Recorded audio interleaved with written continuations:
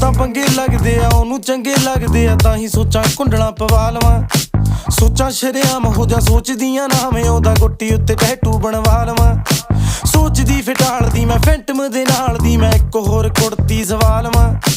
ਉਹਨੂੰ ਦੇਖ ਕੇ ਤਾਂ ਮੇਰੀ ਹੋ ਜਵੇ ਉਮਰ ਵਧੀ ਦੇ ਨਾਲ ਦੀ।